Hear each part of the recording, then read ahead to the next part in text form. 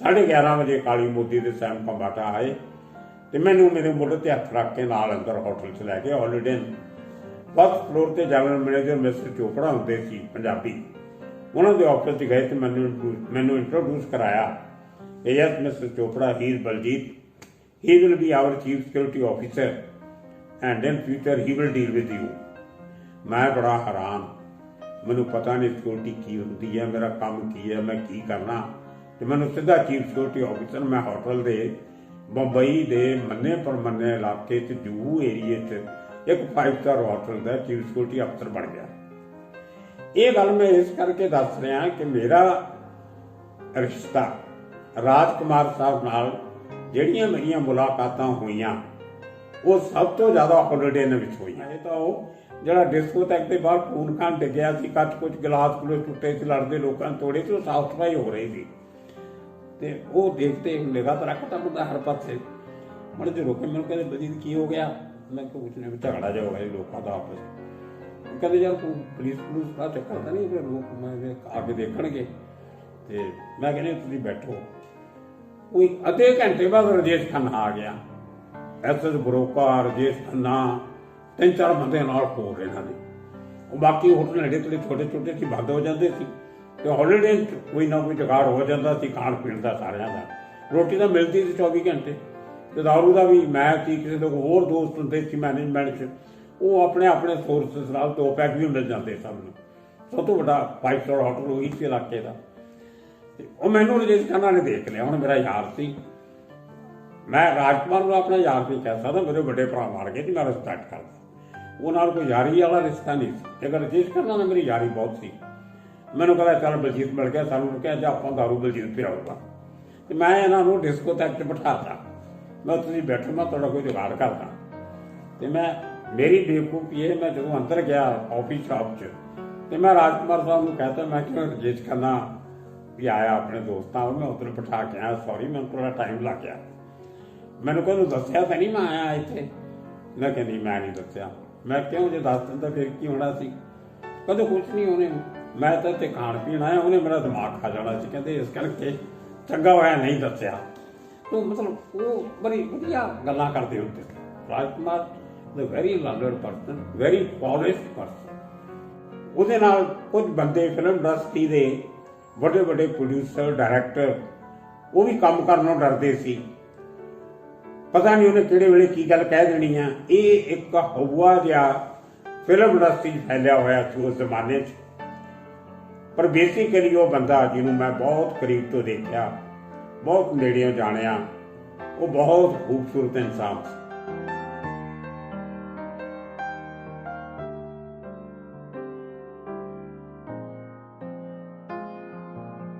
सो दोस्तों, एक होर चरित्रवाद ते एक होर मुलाकात तुहाडे सारिਆਂ नाल। मैं बलजीत परमार अपनी channel Baljit Parmar for you लैके एक बार फिर तुहाडे सामने हाजिर हाँ। बहुत चंगा लगता है जदों तुहाडे सारिਆਂ नाल गल्लां करन दा मौका मिलता है। तुहाडा हुंगारा, तुहाडी रिस्पॉन्स, तुहाडा हौसला साडे लई बहुत वड्डी एक खुराक की तरह है। चंगा लग्या पिछले हफ्ते की जो साडे कोले फीडबैक आया तुहाडा सारिਆਂ दा, वो एक इस किस्म की हिम्मत साडे लई लैके आया कि तुहाडे नाल कुछ इस किस्म दीयां गल्लां पंजाबी कलाकारां दीयां, पंजाबी परसनैलिटीज़ दीयां, पंजाबियां दीयां, पंजाबीयत दीयां तुहाडे नाल साझियां करिए। एक इहो जी शख्सियत जिन्हों पूरी फिल्म इंडस्ट्री, हिंदी की फिल्म इंडस्ट्री एक बड़ा रेक्लूसिव, इसेंट्रिक, जिन्हों असीं भी कह सकते हैं कि बड़ा मूडी, बड़ा अपने अजीब जे सुभाਅ दा बंदा, किसी ना झज नाल गल नहीं सी करदा, बड़े अजीब किस्म के डायलॉग बोलता सी। और उसदे नाल कुछ बंदे फिल्म इंडस्ट्री के बड़े बड़े प्रोड्यूसर डायरैक्टर वो भी काम करनों डरते सी। पता नहीं उन्हें किहड़े वेले की गल कह देनी है। ये एक हवा जिहा फिल्म इंडस्ट्री फैलिया होया सी उस जमाने च। पर बेसिकली वो बंदा जिन्हों मैं बहुत करीब तो देखा, बहुत नेड़ियों जानिया, वो बहुत खूबसूरत इंसान से। इन्ना वधिया इंसान कि जिन्हों समझण लई शायद ਉਹੀ लोग समझ सकते हैं जिन्हों ने उन्होंने नेड़ियों देखा होवे। मेरा इशारा उस शख्सियत वाल है जिन्हों असी राजकुमार जानी के नाम नाल जानते हैं। मेरा सब तो पहला वास्ता राजकुमार जी नाल उदों पिया जदों चेतन आनंद साहब ने हीर रांझा फिल्म बनाई। मैं उदों पंजाब यूनिवर्सिटी इवनिंग कॉलेज पढ़ता हुंदा सी। चंडीगढ़ के नेड़े हीर रांझा की शूटिंग हो रही थी पिंड विच, और पूरे पिंड नूं चेतन साहब ने एक वक्रे वक्रे रंगां विच उस पिंड दीयां कंधां रंगियां।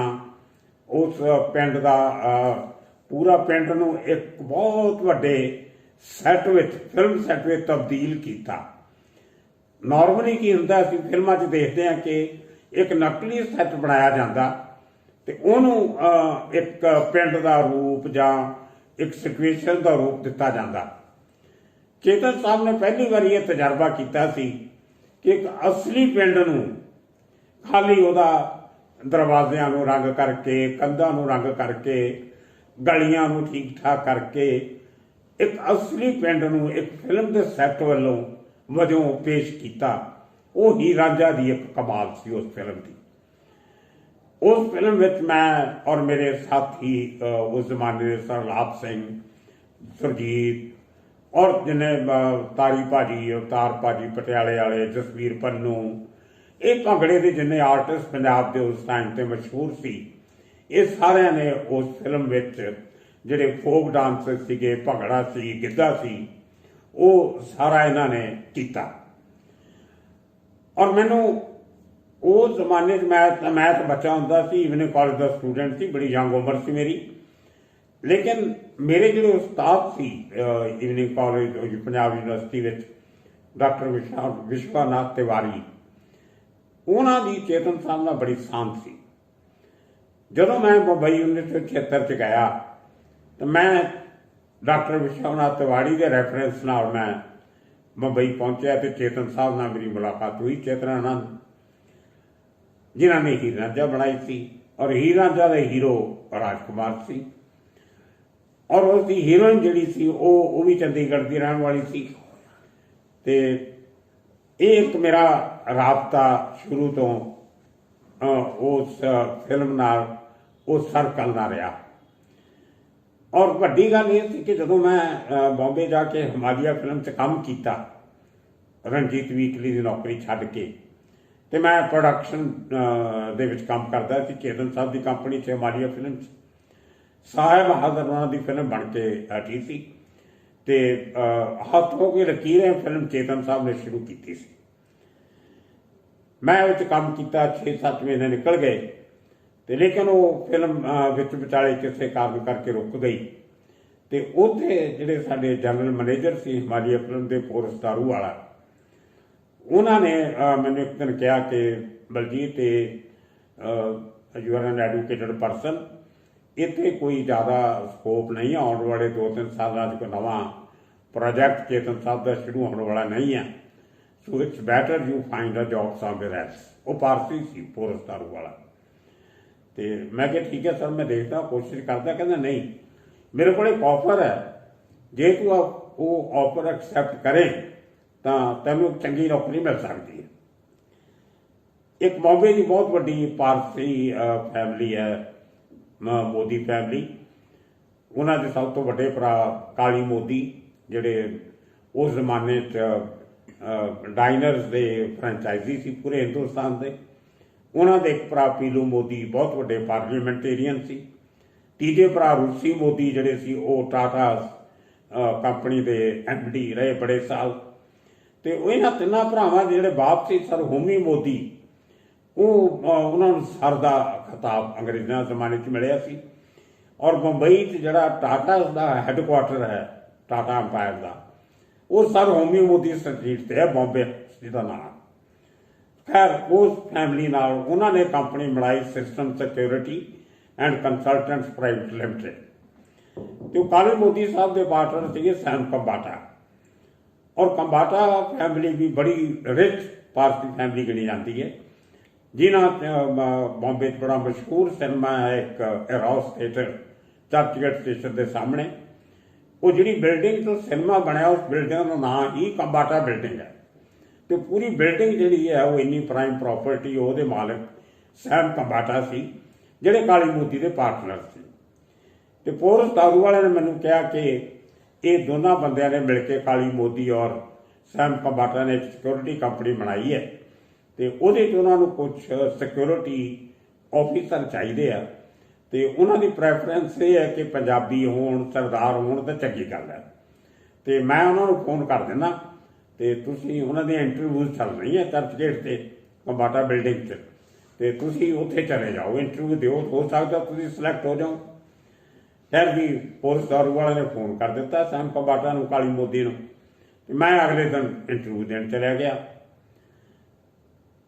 मैं देखिया जाके उत्थे गलियारे बहुत वड्डे गलियारे कोई 150-200 यंगस्टर्स नौजवान मुंडे कुड़ियां इंटरव्यू देने आए हुए सिक्योरिटी नौकरी लई, और उन्होंने को 3 वड्डे कंट्रैक्ट सीगे, जिन्हों एक कंट्रैक्ट सीगा हॉलीडे होटल जूहू से 5 स्टार होटल च उस जमाने का, दूसरा होटल चर्चगेट से सी एंबैसडर जिसके उत्ते रिवॉल्विंग रेस्टोरेंट बनया सी पहला मुंबई का, तीसरा सी वेलिंगटन क्लब जो महालक्ष्मी रेस कोर्स के सामने मुंबई का सब तो महंगा क्लब।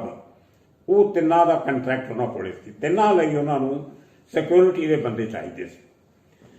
मैं लाइन से जाके बैठ गया, जो इंटरव्यू हुई मेरे तो पहला जोड़ा बंदा अंदर जाए वो अद्धे मिनट च बाहर, दूजा जाए वो 40 सेकंड च बाहर, तीजा जाए वो 1.5 मिनट च बाहर।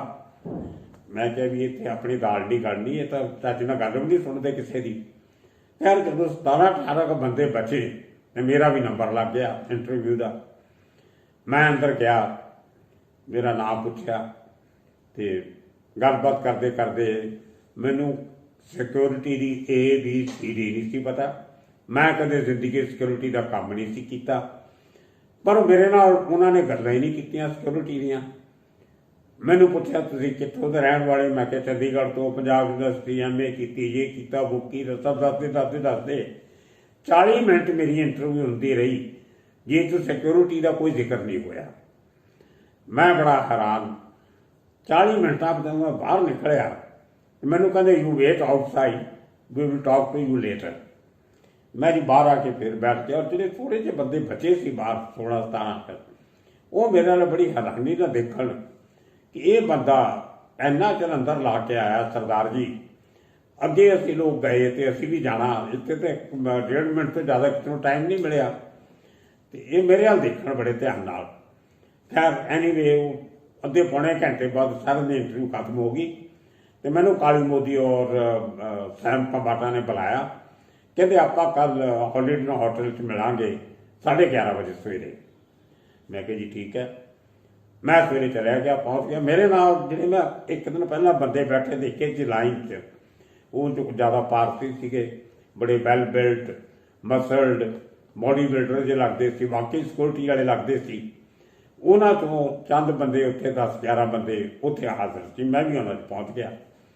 11:30 बजे काली मोदी ते सैम कंबाटा आए, तो मैनू मेरे मुंडे ते हथ रख के नाल अंदर होटल च लै गए। हॉलीडे फर्स्ट फ्लोर ते जनरल मैनेजर मिस्टर चोपड़ा होंदे सी पंजाबी, उन्होंने ऑफिस च गए तो मैनू इंट्रोड्यूस कराया कि yes mister Chopra, he is Baljit, he will be our chief security officer and in future he will deal with you.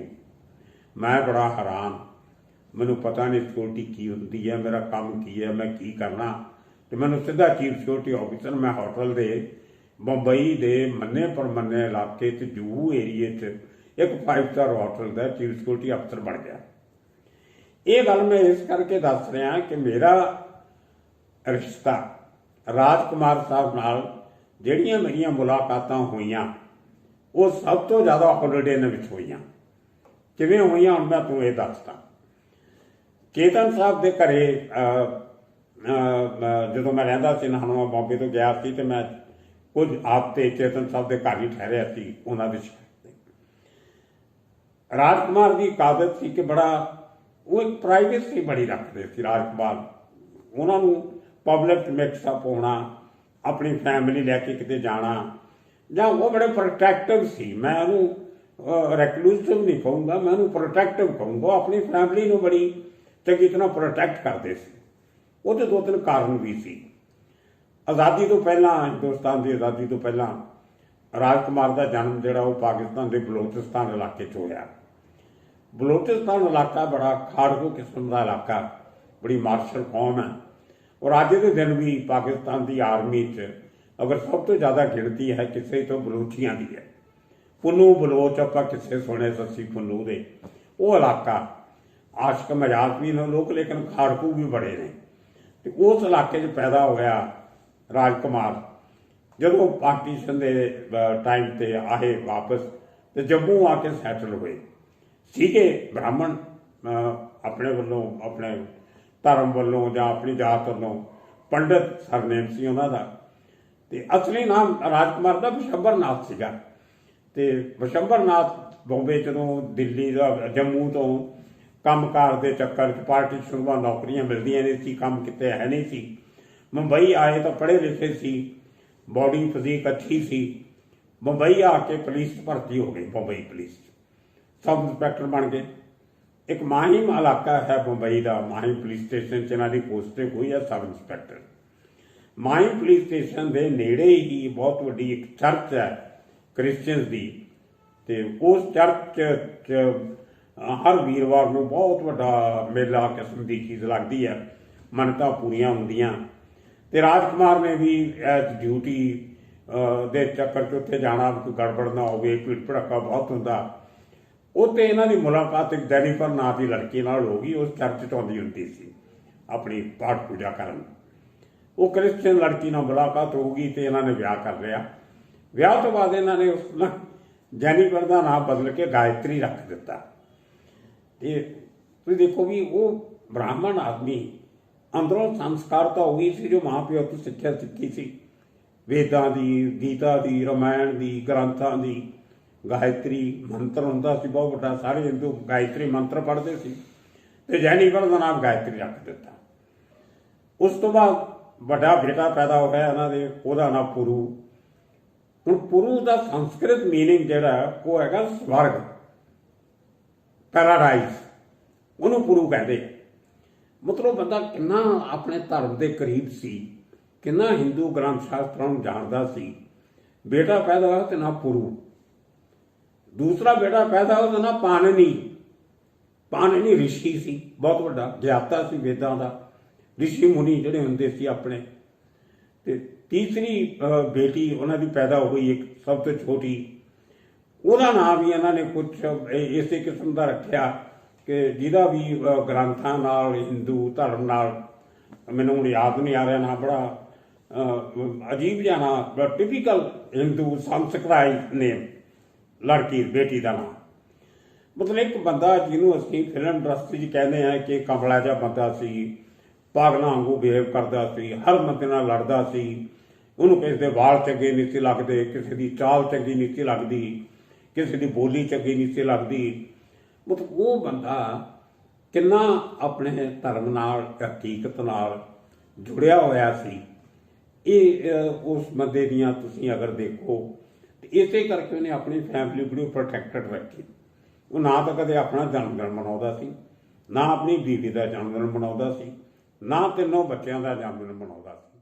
ਕਰਦਾ ਕੀ ਸੀ, ਸਾਲ 'ਚ ਇੱਕ ਦਿਨ ਕਦੇ ਵੀ ਅਨਡਿਸਾਈਡਡ ਕੋਈ ਵੀ ਦਿਨ ਲੈ ਕੇ, ਜਦੋਂ ਉਹਦੀ ਸ਼ੂਟਿੰਗ ਨਾ ਹੋਵੇ, ਬੱਚਿਆਂ ਦੇ ਇਮਤਿਹਾਨ ਨਾ ਹੋਣ, ਸਕੂਲ ਦਾ ਹਰਜ਼ਾ ਨਾ ਹੋਵੇ, ਕੋਈ ਦਿਨ ਤਿਉਹਾਰ ਨਾ ਹੋਵੇ ਤੇ ਲੋਕ ਬਿਜ਼ੀ ਹੋਣ, ਇਹੋ ਜਿਹਾ ਇੱਕ ਵਿਹਲਾ ਜਿਹਾ ਦਿਨ ਚੁਣ ਕੇ ਇੱਕ ਦਿਨ ਉਹ ਚੇਤਨ ਸਾਹਿਬ ਦੇ ਜੂਹੂ ਵਾਲੇ ਬਗਲੇ ਤੇ ਸ਼ੈਕ ਤੇ ਇੱਕ ਪਾਰਟੀ ਕਰਦਾ ਹੁੰਦਾ ਸੀ।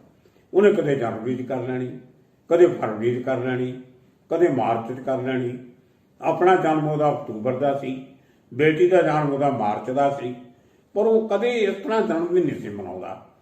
ਇੱਕੋ ਦਿਨ ਇੱਕ ਪਾਰਟੀ ਕਰਕੇ ਉਹ ਸਾਰਿਆਂ ਦਾ ਕਾਮਨ ਜਿਹਾ जन्म दिन भी ते वैडिंग एनिवर्सरी भी, ये उसे सारा कुछ इकट्ठा ही सैलीब्रेट करता सी। और ਉਹਦੇ कई कारण भी सी कि ਉਹਦੇ ਚੋਂ ਫਿਰ ਕੋਈ ਜ਼ਿਆਦਾ ਬਹੁਤ ਵੱਡਾ ਲੈਵਿਸ਼ਲੀ ਨਹੀਂ ਸੀ ਕਰਦਾ। ਉਹਦੇ 'ਚ ਮੈਂ ਦੇਖਿਆ ਕਿ ਚੇਤਨ ਸਾਹਿਬ ਦਾ ਮੇਰੇ ਰਿਲੇਸ਼ਨ ਸੀ, ਮੈਂ ਕੰਮ ਕੀਤਾ ਉਹਨਾਂ ਦੀ ਕੰਪਨੀ 'ਚ। ਉੱਥੇ ਬੜੇ ਲਿਮਟਡ ਜਿਹੇ ਬੰਦੇ ਹੁੰਦੇ ਜਿਹੜੇ ਚੇਤਨ ਸਾਹਿਬ ਦੇ ਸਰਕਲ ਦੇ ਹੁੰਦੇ ਸੀ।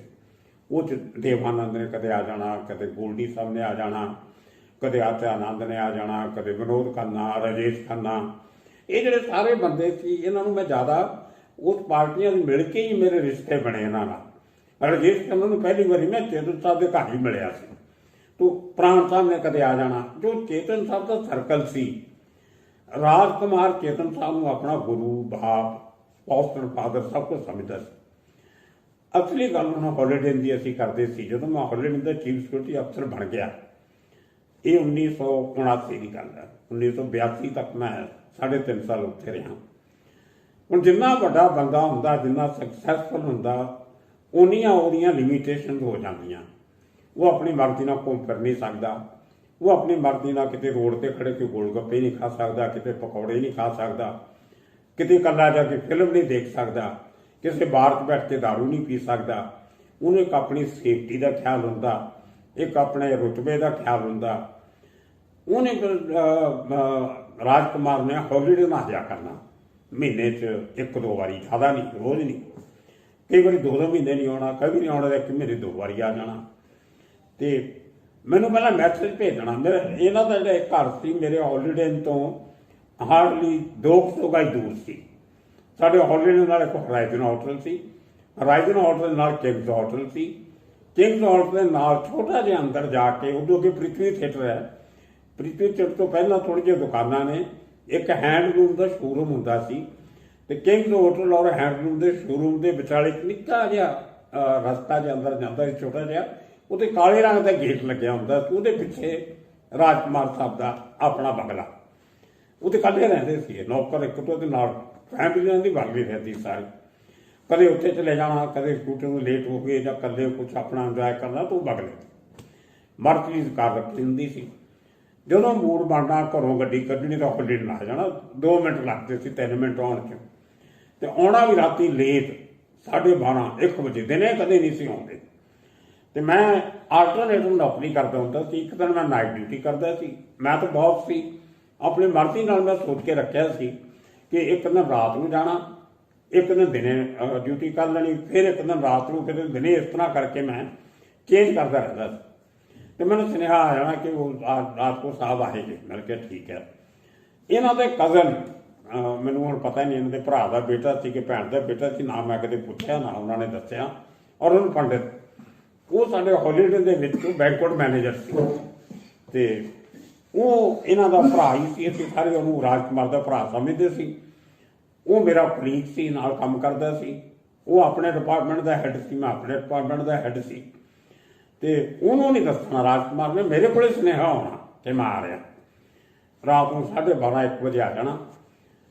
ਔਰ ਉਸ ਜ਼ਮਾਨੇ 'ਚ ਬੰਬਈ 'ਚ ਦਾਰੂਬੰਦੀ ਦਾ ਕਾਫੀ ਜ਼ੋਰ ਸੀ। ਹਰ ਜਗ੍ਹਾ 'ਤੇ ਸ਼ਰਾਬ ਮਿਲਦੀ ਨਹੀਂ ਸੀ, ਪਰਮਿਟ ਚਾਹੀਦਾ ਹੁੰਦਾ ਤੁਹਾਨੂੰ। ਫਿਰ 12 ਵਜੇ ਤੋਂ ਬਾਅਦ ਦਾਰੂ ਵੈਸੇ ਨਹੀਂ ਕਿਤੇ ਮਿਲਦੀ, ਸਾਰੀਆਂ ਬਾਰ ਬੰਦ ਹੋ ਜਾਂਦੀਆਂ ਸੀ।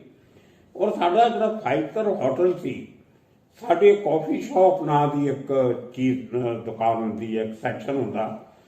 ਉੱਥੇ ਅਸੀਂ ਰਾਊਂਡ ਦਾ ਕਲੌਕ 24 ਘੰਟੇ ਅਸੀਂ 5 ਸਟਾਰ ਹੋਟਲ 'ਚ ਅਸੀਂ ਦਾਰੂ, ਖਾਣਾ ਇਹ ਸਰਵ ਕਰ ਸਕਦੇ ਹਾਂ। ਤੇ ਮੈਂ ਹੈਡ ਆਫ ਡਿਪਾਰਟਮੈਂਟ, ਇਸ ਕਰਕੇ ਮੇਰੇ ਕੋਲ ਇੱਕ ਪਾਵਰ ਹੁੰਦੀ ਸੀ ਕਿ ਮੈਂ ਕਾਫੀ ਸ਼ਾਪ 'ਚ ਬੈਠ ਕੇ ਆਪਣੇ ਗੈਸਟ ਨੂੰ, ਮਹਿਮਾਨਾਂ ਨੂੰ ਟਰੀਟ ਕਰ ਸਕਦਾ ਸੀ। ਤੇ ਰਾਜ ਕੁਮਾਰ ਜੀ ਨੇ ਆਉਣਾ ਰਾਤ ਨੂੰ 12:30 1 ਵਜੇ, ਆਪ ਗੱਡੀ ਚਲਾ ਕੇ ਮੇਨ ਗੇਟ 'ਤੇ ਮੈਂ ਖੜੇ ਹੋਣਾ। ਇਹਨਾਂ ਨੇ ਗੱਡੀ ਖੜੀ ਕਰਨੀ, ਮੇਰੇ ਮੋਢੇ 'ਤੇ ਹੱਥ ਰੱਖਣਾ।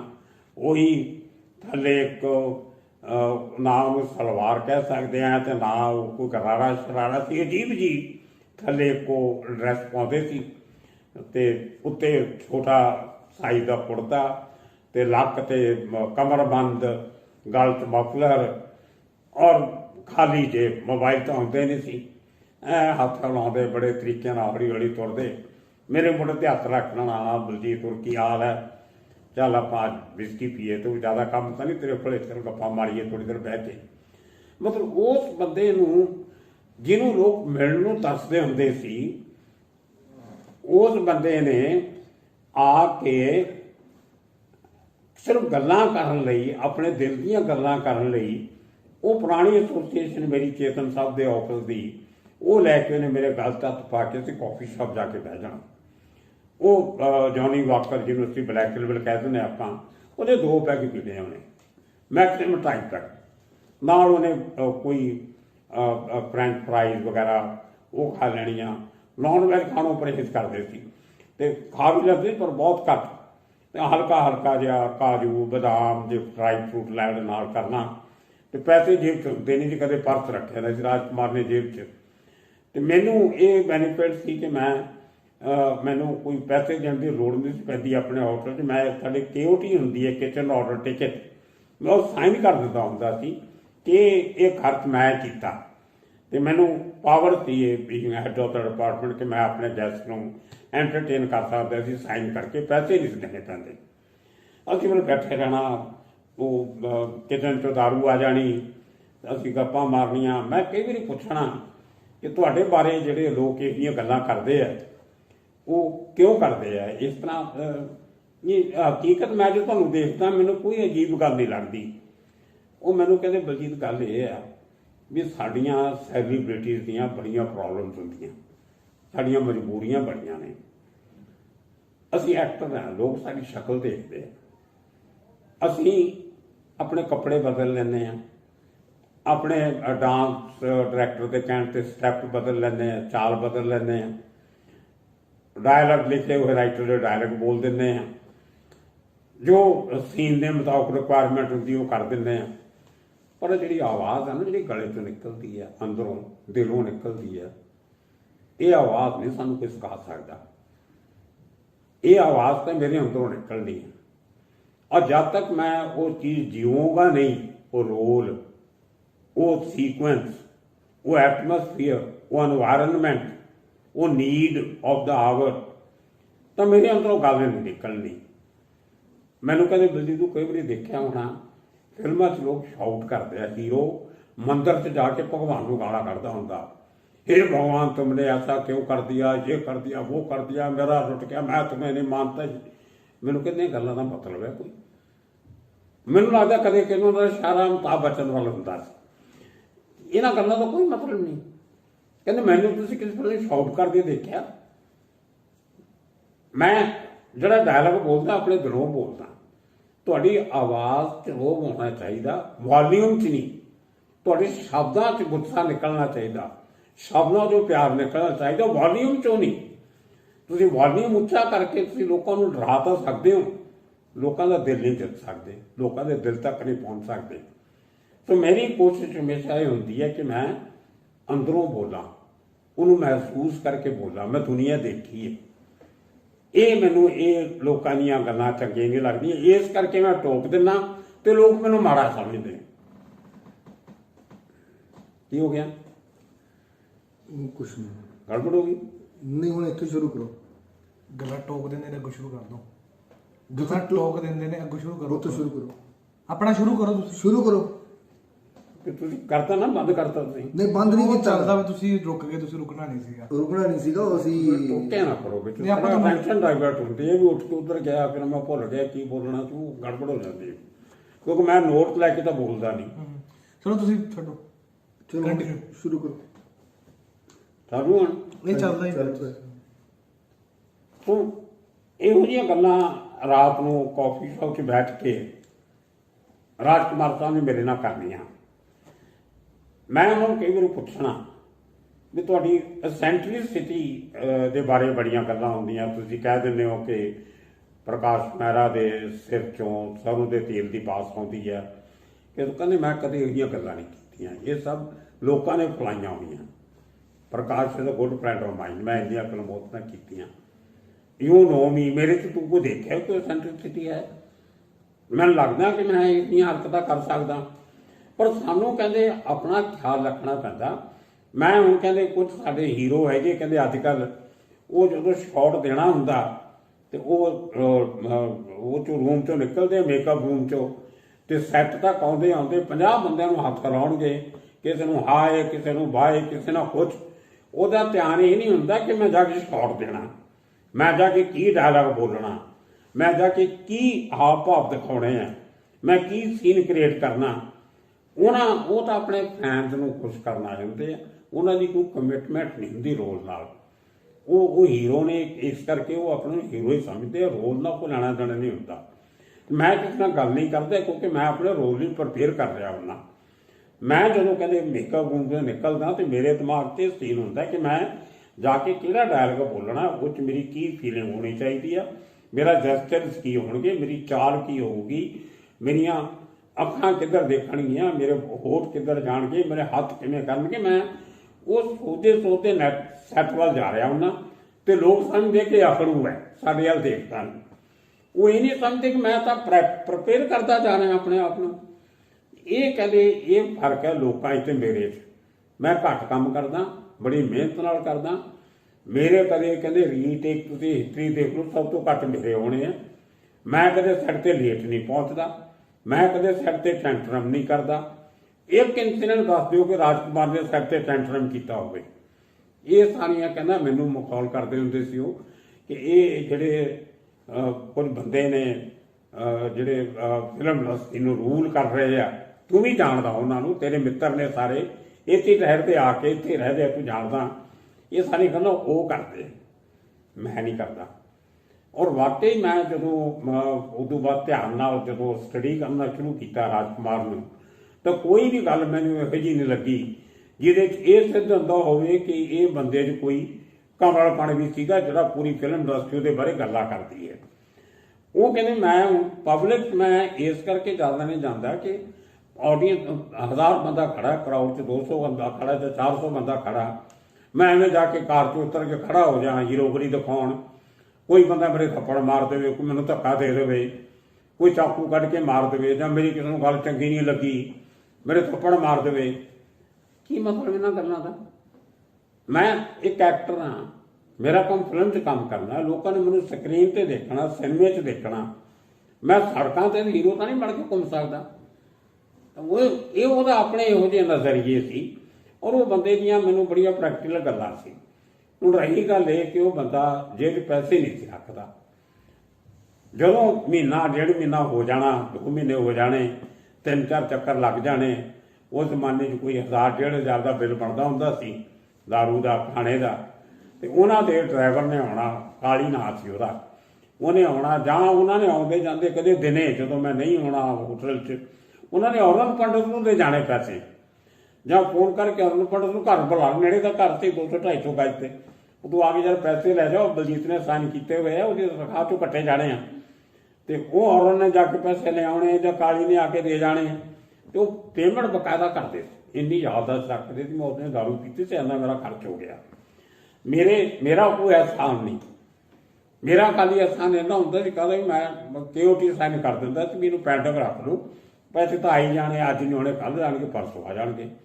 ਤੇ ਉਹ ਇਕੱਠੇ ਪੈਸੇ ਭੇਜ ਦਿੰਦੇ ਸੀ। ਪਰ ਉਹਨੇ ਇਕੱਲੇ ਨੇ ਇੰਜੋਏ ਕਰਨਾ। ਉਹ ਕਹਿੰਦਾ ਤੁਸੀਂ ਇੰਜੋਏਮੈਂਟ ਜਿਹੜੀ ਭੀੜ 'ਚ ਨਹੀਂ ਕਰ ਸਕਦੇ। ਭੀੜ 'ਚ ਤੁਸੀਂ ਮਦਾਰੀ ਦੇ ਮਜਮੇ ਵਰਗੇ ਹੁੰਦੇ ਹੋ। ਰਾਜਕੁਮਾਰ ਪੰਜਾਬੀ ਡਾਇਲੌਗ ਬੋਲੋ, ਮਦਾਰੀ ਦਾ ਮਜਮਾ, ਉਹ ਭੀੜ ਹੁੰਦੀ ਹੈ। ਮੈਂ ਨਾ ਤਾਂ ਮਦਾਰੀ ਹਾਂ ਤੇ ਨਾ ਮੈਂ ਮਜਮੇ ਦਾ ਕੋਈ ਕਰੈਕਟਰ ਹਾਂ। I M an actor. ਘਰੇ ਮੈਂ ਆਪਣਾ ਫੈਮਿਲੀ ਮੈਨ, ਪੂਰਾ ਟਾਈਮ ਫੈਮਿਲੀ ਨੂੰ ਡਿਵੋਟ ਕਰਦਾ। ਮੈਂ ਲੋਕਾਂ ਦੀਆਂ ਪਾਰਟੀਆਂ ਅਟੈਂਡ ਕਰਕੇ ਟਾਈਮ ਵੇਸਟ ਨਹੀਂ ਕਰਦਾ। ਮੈਂ ਆਪਣੇ ਆਪ ਨੂੰ ਵੇਚਣ ਲਈ, ਕੋਈ ਅਵਾਰਡ ਲੈਣ ਲਈ ਕੋਈ ਮਾਰਕੀਟਿੰਗ ਨਹੀਂ ਕਰਦਾ ਆਪਣੀ। I enjoy my life, my family, my kids. ਔਰ ਮੈਂ ਪੜ੍ਹਦਾ ਬੈਠ ਕੇ, ਇਜ਼ ਆਰਡੈਂਟ ਰੀਡਰ। ਮਤਲਬ ਉਹ ਬੰਦੇ ਨੇ ਇੰਨੀ ਲਾਇਬ੍ਰੇਰੀ, ਇੰਨੀ ਵਧੀਆ ਕਿਤਾਬਾਂ ਉਸ ਬੰਦੇ ਕੋਲ ਸੀ। ਸਿਲੈਕਟ ਬਾਇਓਗ੍ਰਾਫੀ ਬਹੁਤ ਪੜ੍ਹਦਾ ਸੀ ਉਹ। ਦੁਨੀਆ ਦਾ ਕੋਈ ਬੰਦਾ ਇਹੋ ਜਿਹਾ ਨਹੀਂ ਜਿਹਦੀ ਬਾਇਓਗ੍ਰਾਫੀ ਨਾ ਹੋਵੇ। ਹਿਟਲਰ ਤੋਂ ਲੈ ਕੇ ਐਗਜ਼ਨਹਾਵਰ ਤੋਂ ਲੈ ਕੇ ਲੈਨਨ, ਉਹ ਬੰਦੇ ਦੀਆਂ ਮੈਨੂੰ ਬੜੀਆਂ ਪ੍ਰੈਕਟੀਕਲ ਗੱਲਾਂ ਸੀ। ਹੁਣ ਰਹੀ ਗੱਲ ਇਹ ਕਿ ਉਹ ਬੰਦਾ ਜੇਬ 'ਚ ਪੈਸੇ ਨਹੀਂ ਸੀ ਰੱਖਦਾ। ਜਦੋਂ ਮਹੀਨਾ ਡੇਢ ਮਹੀਨਾ ਹੋ ਜਾਣਾ, 2 ਮਹੀਨੇ ਹੋ ਜਾਣੇ, 3-4 ਚੱਕਰ ਲੱਗ ਜਾਣੇ, ਉਸ ਜ਼ਮਾਨੇ 'ਚ ਕੋਈ 1000-1500 ਦਾ ਬਿੱਲ ਬਣਦਾ ਹੁੰਦਾ ਸੀ ਦਾਰੂ ਦਾ, ਖਾਣੇ ਦਾ। ਤੇ ਉਹਨਾਂ ਦੇ ਡਰਾਈਵਰ ਨੇ ਆਉਣਾ, ਕਾਲੀ ਨਾਂ ਸੀ ਉਹਦਾ, ਉਹਨੇ ਆਉਣਾ, ਜਾਂ ਉਹਨਾਂ ਨੇ ਆਉਂਦੇ ਜਾਂਦੇ ਕਦੇ ਦਿਨੇ ਜਦੋਂ ਮੈਂ ਨਹੀਂ ਆਉਣਾ ਹੋਟਲ 'ਚ, ਉਹਨਾਂ ਨੇ ਅਰੁਣ ਪੰਡਤ ਨੂੰ ਦੇ ਜਾਣੇ ਪੈਸੇ, ਜਾਂ ਫੋਨ ਕਰਕੇ ਉਹਨੂੰ ਪੜ ਉਹਨੂੰ ਘਰ ਬੁਲਾ, ਨੇੜੇ ਦਾ ਘਰ ਤੇ 200 250 ਗਜ ਤੇ, ਉਦੋਂ ਆ ਕੇ ਜਦ ਪੈਸੇ ਲੈ ਜਾਓ, ਬਲਜੀਤ ਨੇ ਸਾਈਨ ਕੀਤੇ ਹੋਏ ਆ, ਉਹਦੀ ਤਨਖਾਹ ਚੋਂ ਕੱਟੇ ਜਾਣੇ ਆ, ਤੇ ਉਹ ਔਰਨ ਨੇ ਜਾ ਕੇ ਪੈਸੇ ਲੈ ਆਉਣੇ ਜਾਂ ਕਾਲੀ ਨੇ ਆ ਕੇ ਦੇ ਜਾਣੇ ਆ, ਤੇ ਉਹ ਪੇਮੈਂਟ ਬਕਾਇਦਾ ਕਰਦੇ ਸੀ। ਇੰਨੀ ਯਾਦਦਾਸ਼ਤ ਰੱਖਦੇ ਸੀ। ਮੈਂ ਉਹਨੇ ਦਾਰੂ ਪੀਤੀ ਤੇ ਇੰਨਾ ਮੇਰਾ ਖਰਚ ਹੋ ਗਿਆ। ਮੇਰਾ ਕੋਈ ਅਹਿਸਾਨ ਨਹੀਂ, ਮੇਰਾ ਖਾਲੀ ਅਹਿਸਾਨ ਇੰਨਾ ਹੁੰਦਾ ਸੀ, ਕਹਿੰਦਾ ਵੀ ਮੈਂ KOT ਸਾਈਨ ਕਰ ਦਿੰਦਾ ਤੇ ਮੈਨੂੰ ਪੈਂਟਕ ਰੱਖ ਲਓ, ਪੈਸੇ ਤਾਂ ਆਈ ਜਾਣੇ, ਅੱਜ ਨਹੀਂ ਹੋਣੇ, ਕੱਲ੍ਹ ਜਾਣਗੇ, ਪਰਸੋਂ ਆ ਜਾਣਗੇ, ਤੇ ਉਹ ਇਕੱਠੇ ਪੈਸੇ ਭੇਜ ਦਿੰਦੇ ਸੀ। ਪਰ ਉਹਨੇ ਇਕੱਲੇ ਨੇ ਇੰਜੋਏ ਕਰਨਾ। ਉਹ ਕਹਿੰਦਾ ਤੁਸੀਂ ਇੰਜੋਏਮੈਂਟ ਜਿਹੜੀ ਭੀੜ 'ਚ ਨਹੀਂ ਕਰ ਸਕਦੇ। ਭੀੜ 'ਚ ਤੁਸੀਂ ਮਦਾਰੀ ਦੇ ਮਜਮੇ ਵਰਗੇ ਹੁੰਦੇ ਹੋ। ਰਾਜਕੁਮਾਰ ਪੰਜਾਬੀ ਡਾਲੇ ਬੋਲੋ, ਮਦਾਰੀ ਦਾ ਮਜਮਾ ਉਹ ਭੀੜ ਹੁੰਦੀ ਹੈ। ਮੈਂ ਨਾ ਤਾਂ ਮਦਾਰੀ ਹਾਂ ਤੇ ਨਾ ਮੈਂ ਮਜਮੇ ਦਾ ਕੋਈ ਕਰੈਕਟਰ ਹਾਂ। I M an actor. ਘਰੇ ਮੈਂ ਆਪਣਾ ਫੈਮਿਲੀ ਮੈਨ ਹੈ, ਪੂਰਾ ਟਾਈਮ ਫੈਮਿਲੀ ਨੂੰ ਡਿਵੋਟ ਕਰਦਾ। ਮੈਂ ਲੋਕਾਂ ਦੀਆਂ ਪਾਰਟੀਆਂ ਅਟੈਂਡ ਕਰਕੇ ਟਾਈਮ ਵੇਸਟ ਨਹੀਂ ਕਰਦਾ। ਮੈਂ ਆਪਣੇ ਆਪ ਨੂੰ ਵੇਚਣ ਲਈ, ਕੋਈ ਅਵਾਰਡ ਲੈਣ ਲਈ ਕੋਈ ਮਾਰਕੀਟਿੰਗ ਨਹੀਂ ਕਰਦਾ ਆਪਣੀ। I enjoy my life, my family, my kids. ਔਰ ਮੈਂ ਪੜ੍ਹਦਾ ਬੈਠ ਕੇ। Is ਆਰਡੈਂਟ reader. ਮਤਲਬ ਉਹ ਬੰਦੇ ਨੇ ਇੰਨੀ ਲਾਇਬ੍ਰੇਰੀ, ਇੰਨੀ ਵਧੀਆ ਕਿਤਾਬਾਂ ਉਸ ਬੰਦੇ ਕੋਲ ਸੀ। ਸਿਲੈਕਟ ਬਾਇਓਗ੍ਰਾਫੀ ਬਹੁਤ ਪੜ੍ਹਦਾ ਸੀ ਉਹ। ਦੁਨੀਆ ਦਾ ਕੋਈ ਬੰਦਾ ਇਹੋ ਜਿਹਾ ਨਹੀਂ ਜਿਹਦੀ ਬਾਇਓਗ੍ਰਾਫੀ ਨਾ ਹੋਵੇ। ਹਿਟਲਰ ਤੋਂ ਲੈ ਕੇ, ਆਈਜ਼ਨਹਾਵਰ ਤੋਂ ਲੈ ਕੇ, ਲੈਨਨ ਤੋਂ ਲੈ ਕੇ, ਸਟਾਲਿਨ ਤੋਂ ਲੈ ਕੇ, ਫਿਰ ਇੰਡੀਅਨਸ ਲੈ ਲਓ, ਸਾਰੇ ਵੱਡੇ ਵੱਡੇ ਰਾਈਟਰ ਦੀਆਂ ਬਾਇਓਗ੍ਰਾਫੀਜ਼, ਸਵਾਮੀ ਦਇਆਨੰਦ ਦੀ, ਗੀਤਾ ਵੀ, ਰਾਮਾਇਣ ਵੀ, ਨਾਲ ਬਾਈਬਲ ਵੀ ਘਰੇ, ਔਰ ਗੁਰੂ ਗ੍ਰੰਥ ਸਾਹਿਬ ਦਾ ਅੰਗਰੇਜ਼ੀ ਤਰਜਮਾ ਵੀ ਉਹਦੇ ਘਰੇ ਸੀਗਾ। ਮਤਲਬ ਉਹ ਇੰਨਾ ਪੜ੍ਹਦਾ ਸੀ ਘਰੇ ਬੈਠ ਕੇ। ਉਹ ਕਹਿੰਦੇ ਜਿਹੜੇ ਮੇਰਾ ਜੂ ਵਾਲਾ ਘਰ ਹੈ, ਇਹ ਮੇਰਾ ਖਾਲੀ ਸਟੱਡੀ, ਇਹ ਮੇਰੀ ਲਾਇਬ੍ਰੇਰੀ ਹੈ। ਮੈਂ ਆਸ਼ਕੀ ਨਹੀਂ ਕਰਦਾ, ਮੈਨੂੰ ਇੱਥੇ ਮੇਰੇ ਕੋਈ ਮਿਲਣ ਨਹੀਂ ਆਉਂਦਾ ਇੱਥੇ ਮੈਨੂੰ। ਮੈਂ ਇਹ ਆਪਣੀ ਖਾਲੀ, ਇਹ ਮੇਰੀ ਮੈਂਟਲ ਸੈਟਿਸਫੈਕਸ਼ਨ ਲਈ ਮੈਂ ਛੋਟਾ ਜਿਹਾ ਘਰ ਰੱਖਿਆ ਹੋਇਆ, ਜਿੱਥੇ ਮੈਂ ਆਪਣੀ ਜ਼ਿੰਦਗੀ ਆਪਣੀ ਮਰਜ਼ੀ ਨਾਲ ਇੰਜੋਏ ਕਰ ਸਕਾਂ। ਇਹ ਰਾਜਕੁਮਾਰ ਦਾ ਕਰੈਕਟਰ ਸੀ, ਜਿਹਨੂੰ ਅਸੀਂ ਬੜਾ ਅਜੀਬ ਜਿਹਾ ਬੰਦਾ ਸਮਝਦੇ ਹਾਂ। ਵੈਰੀ ਵੈਲ ਐਜੂਕੇਟਡ, ਬਹੁਤ ਪੜ੍ਹਿਆ ਲਿਖਿਆ, ਬਹੁਤ ਹਲੀਮ, ਬੜੇ ਪਿਆਰ ਨਾਲ ਗੱਲ ਕਰਨ ਵਾਲਾ। ਤੁਸੀਂ ਅੱਜ ਵੀ ਹੌਲੀਡੇ ਹੁੰਦੇ ਹੋ, ਮੁਲਾਜ਼ਮ ਸਾਰੇ ਜਿਉਂਦੇ ਨੇ ਤਕਰੀਬਨ, ਜਿਹੜੇ ਇਹਨੂੰ ਸਰਵ ਕਰਦੇ ਹੁੰਦੇ ਸੀ। ਮੈਂ ਨਾਲ ਬੈਠਾ ਹੁੰਦਾ ਸੀ। ਇੱਕ ਵਾਰੀ ਬੜਾ ਅਜੀਬ ਕਿੱਸਾ ਹੋਇਆ। ਸਾਡੇ ਕੋਲ 1 ਵਜੇ ਦਾ ਟਾਈਮ ਹੋਣਾ, ਸਾਡੇ ਡਿਸਕੋ ਤੱਕ ਹੁੰਦਾ ਸੀ ਕਾਫੀ ਸ਼ਾਪ ਦੇ ਨਾਲ, ਉੱਥੇ ਡਿਸਕੋ ਹੁੰਦੀ ਸੀ। ਤੇ ਉਹ ਡਿਸਕੋ ਤੱਕ ਝਗੜਾ ਹੋ ਗਿਆ ਕਿਸੇ ਦਾ, ਡਾਂਸ ਕਰਦੇ ਹਾਂ, ਤੇ ਉਹ ਮਾਰਾ ਮਾਰੀ ਵੀ ਹੋਈ, ਖੂਨ ਖਾਨ ਵੀ ਨਿਕਲਿਆ, ਤੇ ਉਹ ਪੁਲਿਸ ਵਾਲੇ ਵੀ ਆਏ। ਪਰ ਮੈਂ ਕਿਸੇ ਤਰੀਕੇ ਨਾਲ ਪੁਲਿਸ ਵਾਲਿਆਂ ਨੂੰ ਹੈਂਡਲ ਕਰ ਲਿਆ, ਕਿ ਮੇਰਾ ਕੰਮ ਸੀ ਉਹ। ਮੇਰਾ ਚੀਫ ਸਿਕਿਉਰਿਟੀ ਅਫਸਰ ਦਾ ਕੰਮ ਹੁੰਦਾ ਕਿ ਪੁਲਿਸ ਹੋਟਲ 'ਚ ਨਹੀਂ ਆਉਣੀ ਚਾਹੀਦੀ। ਯਾਰ ਮੈਂ ਤਰ੍ਹਾਂ ਕਰ ਕੇ, ਤੇ ਜਦੋਂ ਕੁਦਰਤੀ ਜਦੋਂ ਰਾਜਕੁਮਾਰ ਆਏ ਤਾਂ ਉਹ ਜਿਹੜਾ ਡਿਸਕੋ ਤੱਕ ਦੇ ਬਾਹਰ ਖੂਨ ਖਾਨ ਡਿੱਗਿਆ ਸੀ, ਕੱਚ ਕੁਝ ਗਲਾਸ ਗਲੂਸ ਟੁੱਟੇ ਸੀ, ਲੜਦੇ ਲੋਕਾਂ ਨੇ ਤੋੜੇ ਸੀ, ਉਹ ਸਾਫ਼ ਸਫਾਈ ਹੋ ਰਹੀ ਸੀ। ਤੇ ਉਹ ਦੇਖਦੇ ਨਿਗਾਹ ਤਾਂ ਰੱਖਦਾ ਬੰਦਾ ਹਰ ਪਾਸੇ। ਮੜ ਜੇ ਰੋਕੇ, ਮੈਨੂੰ ਕਹਿੰਦੇ ਬਲਜੀਤ ਕੀ ਹੋ ਗਿਆ? ਮੈਂ ਕਿਹਾ ਕੁਛ ਨਹੀਂ, ਝਗੜਾ ਜਾ ਹੋ ਗਿਆ ਲੋਕਾਂ ਦਾ ਆਪਸ। ਉਹ ਕਹਿੰਦੇ ਯਾਰ ਤੂੰ ਪੁਲਿਸ ਦਾ ਚੱਕਰ ਤਾਂ ਨਹੀਂ, ਫਿਰ ਲੋਕ ਮੈਂ ਆ ਕੇ ਦੇਖਣਗੇ। ਤੇ ਮੈਂ ਕਹਿੰਦੇ ਤੁਸੀਂ ਬੈਠੋ। ਕੋਈ ਅੱਧੇ ਘੰਟੇ ਬਾਅਦ ਰਾਜੇਸ਼ ਖੰਨਾ ਆ ਗਿਆ। SS ਬਰੋਕਾ, ਰਾਜੇਸ਼ ਖੰਨਾ, 3-4 ਬੰਦੇ ਨਾਲ ਹੋਰ ਇਹਨਾਂ ਦੇ। ਉਹ ਬਾਕੀ ਹੋਟਲ ਨੇੜੇ ਤੇੜੇ ਛੋਟੇ ਛੋਟੇ ਸੀ, ਬੰਦ ਹੋ ਜਾਂਦੇ ਸੀ। ਤੇ ਹੌਲੀਡੇ ਕੋਈ ਨਾ ਕੋਈ ਜੁਗਾੜ ਹੋ ਜਾਂਦਾ ਸੀ ਖਾਣ ਪੀਣ ਦਾ ਸਾਰਿਆਂ ਦਾ। ਰੋਟੀ ਤਾਂ ਮਿਲਦੀ ਸੀ 24 ਘੰਟੇ। ਤੇ ਦਾਰੂ ਦਾ ਵੀ ਮੈਂ ਸੀ, ਕਿਸੇ ਲੋਕ ਹੋਰ ਦੋਸਤ ਹੁੰਦੇ ਸੀ ਮੈਨੇਜਮੈਂਟ 'ਚ, ਉਹ ਆਪਣੇ ਆਪਣੇ ਸੋਰਸਿਸ ਨਾਲ 2 ਪੈਕ ਵੀ ਮਿਲ ਜਾਂਦੇ ਸਭ ਨੂੰ। ਸਭ ਤੋਂ ਵੱਡਾ 5 ਸਟਾਰ ਹੋਟਲ ਉਹੀ ਸੀ ਇਲਾਕੇ ਦਾ। ਤੇ ਉਹ ਮੈਨੂੰ ਰਾਜੇਸ਼ ਖੰਨਾ ਨੇ ਦੇਖ ਲਿਆ। ਹੁਣ ਮੇਰਾ ਯਾਰ ਸੀ, ਮੈਂ ਰਾਜਕੁਮਾਰ ਨੂੰ ਆਪਣਾ ਯਾਰ ਨਹੀਂ ਕਹਿ ਸਕਦਾ, ਮੇਰੇ ਵੱਡੇ ਭਰਾ ਮਾਰ ਗਏ ਸੀ, ਮੈਂ ਰਿਸਪੈਕਟ ਕਰਦਾ। ਉਹ ਨਾਲ ਕੋਈ ਯਾਰੀ ਵਾਲਾ ਰਿਸ਼ਤਾ ਨਹੀਂ ਸੀ। ਅਗਰ ਰਾਜੇਸ਼ ਖੰਨਾ ਨਾਲ ਮੇਰੀ ਯਾਰੀ ਬਹੁਤ ਸੀ। ਮੈਨੂੰ ਕਹਿੰਦਾ ਚੱਲ ਬਲਜੀਤ ਮਿਲ ਗਿਆ ਸਾਨੂੰ, ਕਹਿੰਦੇ ਆਪਾਂ ਦਾਰੂ ਬਲਜੀਤ ਪਿਆਊਗਾ। ਮੈਂ ਕਿਹਾ ਯਾਰ, ਮੈਂ ਦਿਲ ਸੋਚਿਆ ਵੀ ਅੰਦਰ ਰਾਜਕੁਮਾਰ ਬੈਠਾ, ਮੁਅੱਜ਼ਜ਼ ਆਦਮੀ, ਵੱਡਾ ਹੈ, ਮੇਰੇ ਪਿਓ ਵਰਗਾ, ਮੈਂ ਤਾਂ ਉਹਦੀ ਸੇਵਾ ਕਰਨੀ ਆ। ਰਾਜੇਸ਼ ਖੰਨਾ ਤੋਂ ਮੈਂ ਕਦੇ ਵੀ ਕੁਛ ਕਰ ਲੂੰਗਾ, ਕਦੇ ਵੀ ਨਾਰਾਜ਼ ਹੋ ਜਾਊਂਗਾ। ਮੈਂ ਕਿਹਾ ਚਲੋ ਉਹਨਾਂ ਨੂੰ ਮੈਂ ਜਿਹੜਾ ਡਿਸਕੋ ਥੈਕ ਸਾਡਾ ਜਿਹੜਾ ਸਾਫ਼ ਸਫਾਈ ਹੋ ਗਈ ਸੀ, ਅੰਦਰੋਂ ਖਾਲੀ ਹੋ ਗਿਆ ਸੀ, ਮੈਂ ਉੱਤੇ ਬਿਠਾਤਾ। ਹੁਣ ਬਾਹਰ ਤਾਂ ਬੰਦ ਹੋ ਗਈ ਸੀ, ਪੱਬ ਬੰਦ ਸੀ ਸਾਡੀ, ਰੈਸਟੋਰੈਂਟ ਦਾਰੂ ਨੂੰ ਮਿਲਣੀ ਕਿਸੇ 'ਚ, ਖਾਲੀ ਫੋਰਨਰ ਨੂੰ ਮਿਲਦੀ ਸੀ। ਤੇ ਮੈਂ ਇਹਨਾਂ ਨੂੰ ਡਿਸਕੋ ਤੱਕ 'ਚ ਬਿਠਾਤਾ। ਮੈਂ ਤੁਸੀਂ ਬੈਠੋ, ਮੈਂ ਤੁਹਾਡਾ ਕੋਈ ਜੁਗਾੜ ਕਰਦਾ। ਤੇ ਮੇਰੀ ਬੇਵਕੂਫੀ ਇਹ, ਮੈਂ ਜਦੋਂ ਅੰਦਰ ਗਿਆ ਕਾਫੀ ਸ਼ਾਪ 'ਚ, ਤੇ ਮੈਂ ਰਾਜਕੁਮਾਰ ਸਾਹਿਬ ਨੂੰ ਕਹਿਤਾ, ਮੈਂ ਕਿਹਾ ਰਾਜੇਸ਼ ਖੰਨਾ ਵੀ ਆਇਆ ਆਪਣੇ ਦੋਸਤਾਂ ਵੱਲ, ਮੈਂ ਉੱਧਰ ਬਿਠਾ ਕੇ ਆਇਆ, ਸੌਰੀ ਮੈਨੂੰ ਥੋੜ੍ਹਾ ਟਾਈਮ ਲੱਗ ਗਿਆ। ਮੈਨੂੰ ਕੋਈ ਦੱਸਿਆ ਤਾਂ ਨਹੀਂ ਮੈਂ ਆਇਆ ਇੱਥੇ? ਮੈਂ ਕਹਿੰਦੀ ਮੈਂ ਨਹੀਂ ਦੱਸਿਆ। ਮੈਂ ਕਿਉਂ, ਜੇ ਦੱਸ ਦਿੰਦਾ ਫਿਰ ਕੀ ਹੋਣਾ ਸੀ? ਕਦੇ ਕੁਛ ਨਹੀਂ, ਉਹਨੇ ਮੈਂ ਤਾਂ ਇੱਥੇ ਖਾਣ ਪੀਣ ਆਇਆ, ਉਹਨੇ ਮੇਰਾ ਦਿਮਾਗ ਖਾ ਜਾਣਾ ਸੀ। ਕਹਿੰਦੇ ਇਸ ਕਰਕੇ ਚੰਗਾ ਹੋਇਆ ਨਹੀਂ ਦੱਸਿਆ। ਤੋ ਮਤਲਬ ਉਹ ਬੜੀ ਵਧੀਆ ਗੱਲਾਂ ਕਰਦੇ ਹੁੰਦੇ ਸੀ। Rajkumar is a very learned person, very polished person. ਇਹ ਮੇਰੇ ਐਕਸਪੀਰੀਅੰਸ ਰਾਜਕੁਮਾਰ ਨਾਲ ਰਹੇ, ਔਰ ਮੈਂ ਬੜਾ ਆਪਣਾ ਨੂੰ ਲੱਕੀ ਸਮਝਦਾ ਕਿ ਇੰਨੀਆਂ ਵੱਡੀਆਂ ਵੱਡੀਆਂ ਹਸਤੀਆਂ ਨੂੰ ਮੈਨੂੰ ਮਿਲਣ ਦਾ ਮੌਕਾ ਮਿਲਿਆ। ਸਬਬ ਇਹ ਸੀ ਕਿ ਮੈਂ ਬੰਬਈ 'ਚ ਰਹਿੰਦਾ ਸੀ, ਮੈਨੂੰ ਚੰਗੀਆਂ ਜਗ੍ਹਾ 'ਤੇ ਕੰਮ ਕਰਨ ਦਾ ਮੌਕਾ ਮਿਲਿਆ। ਉਸ ਤੋਂ ਬਾਅਦ ਮੈਂ ਪੱਤਰਕਾਰ ਬਣ ਕੇ ਉੱਥੇ ਹੋਰ ਲੋਕਾਂ ਨੂੰ ਮਿਲਣ ਦਾ ਮੌਕਾ ਮਿਲਿਆ। ਸੋ ਦੋਸਤੋ, ਅੱਜ ਦੇ ਦਿਨ ਮੇਰੇ ਹਿਸਾਬ ਨਾਲ ਆ ਸ਼ਨੀਚਰਵਾਰ ਦਾ ਦਿਨ। ਅਗਲੇ ਦਿਨ ਸ਼ਨੀਚਰਵਾਰ ਨੂੰ ਆਪਾਂ ਕੋਈ ਇਹੋ ਜਿਹੀ ਕਿੱਸੇ ਕਹਾਣੀਆਂ ਲੈ ਕੇ ਫਿਰ ਤੁਹਾਡੇ ਸਾਹਮਣੇ ਹਾਜ਼ਰ ਹੋਵਾਂਗੇ। ਮੈਂ ਬਲਜੀਤ ਪਰਮਾਰ ਇਹ ਸ਼ਨੀਚਰਵਾਰ ਤੁਹਾਨੂੰ ਇਸ ਯਾਦ ਨਾਲ ਫਿਰ ਇੱਕ ਵਾਰੀ ਵਿਛੜਨਾ ਇਹ ਕਹਿ ਕੇ ਕਿ ਇਹ channel Baljit Parmar for you ਤੁਸੀਂ ਆਪਣੇ ਆਪ ਤਾਂ ਦੇਖਣੀ ਆ, ਆਪਣੇ ਯਾਰਾਂ ਦੋਸਤਾਂ ਨੂੰ ਇਹਦੇ ਨਾਲ ਜਾਣ ਪਹਿਚਾਣ ਕਰਾਓ, ਇਹਨੂੰ ਸ਼ੇਅਰ ਕਰੋ, ਸਬਸਕ੍ਰਾਈਬ ਕਰੋ, ਔਰ ਇਸ ਦਾ ਅੱਗੇ ਲਾਈਕ ਕਰੋ, ਔਰ ਆਪਣੇ ਵਿਚਾਰ ਸਾਨੂੰ ਜ਼ਰੂਰ ਦਿਆ ਕਰੋ, ਕਿਉਂਕਿ ਤੁਹਾਡੇ ਦੱਸਣ ਤੋਂ ਬਿਨਾਂ ਸਾਨੂੰ ਪਤਾ ਨਹੀਂ ਲੱਗਣਾ ਕਿ ਸਾਡੀਆਂ ਗਲਤੀਆਂ ਕਿੱਥੇ ਨੇ, ਕੀ ਅਸੀਂ ਸੁਧਾਰ ਕਰ ਸਕਦੇ ਹਾਂ, ਤੁਸੀਂ ਕੀ ਸੁਣਨਾ ਚਾਹੁੰਦੇ ਹੋ। ਇਸ ਕਰਕੇ ਇਹ ਰਾਬਤਾ ਬਣਾਏ ਰੱਖੋ, ਆਪਣੇ ਸੁਝਾਅ ਸਾਨੂੰ ਜ਼ਰੂਰ ਭੇਜੋ, ਔਰ ਅਸੀਂ ਕੋਸ਼ਿਸ਼ ਕਰਾਂਗੇ ਤੁਹਾਡੇ ਸਵਾਲਾਂ ਦੇ ਜਵਾਬ ਤੁਹਾਨੂੰ ਅਗਲੇ ਪ੍ਰੋਗਰਾਮ 'ਚ ਜ਼ਰੂਰ ਦਈਏ। ਔਰ ਮੈਂ ਬਲਜੀਤ ਪਰਮਾਰ ਅਗਲੇ ਸ਼ਨੀਚਰਵਾਰ ਤੱਕ ਤੁਹਾਡੇ ਤੋਂ ਖਿਮਾ ਦਾ ਜਾ ਚੁੱਕਾ। ਸ਼ੁਕਰੀਆ, ਧੰਨਵਾਦ।